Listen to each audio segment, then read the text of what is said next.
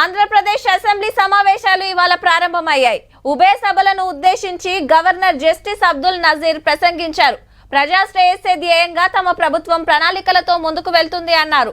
మరోవైపు వైసీపీకి ప్రధాన ప్రతిపక్షం హోదా ఇవ్వాలనే డిమాండ్తో సభలో నిరసనలు జరిగాయి. ఆంధ్ర అసెంబ్లీ మీటింగులు చాలా అయినాయి. మంచి మంచి పథకాలు పెట్టినాము, మా ఏలుబడి మంచిగుంది, ఎవరికేం తిప్పలేవు అనుకుంటా గవర్నమెంట్ రాసిచ్చిన పాఠం ఒప్ప చెప్పిండు గవర్నర్ సారు.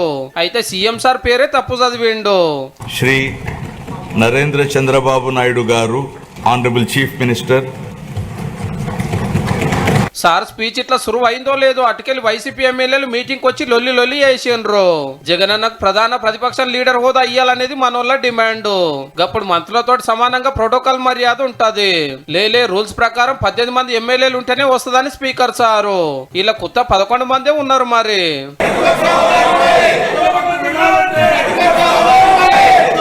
ఓ 10 నిమిషాలు కూడా సభలో లేరు. అధ్యక్షుల వారు ఇట్లా ఇసారా అయ్యాంగానే వాకౌట్ చేస్తున్నామని అందరు బయటకు వచ్చిండ్రు. కనీసం జనసేన కంటే కూడా ఒక సీట్ ఎక్కువ ఇచ్చినా కానీ వాళ్ళు ప్రతిపక్ష హోదా దక్కేది. ప్రతిపక్ష హోదా ఇస్తే తప్ప మేము అసెంబ్లీలో అడుగు పెట్టాం, లేదంటే ప్రసంగాలు అడ్డుకుంటాం.